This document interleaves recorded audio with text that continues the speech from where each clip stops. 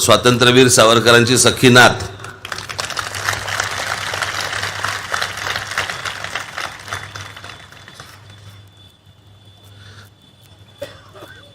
बरं. आसिलता इथपर्यंत ठीक असतं आमचं. आसिलता सावरकरांची नात वगैरे आम्ही वर भाषण करायची, ती खाली बसणार, कसं नुसतंच होतं.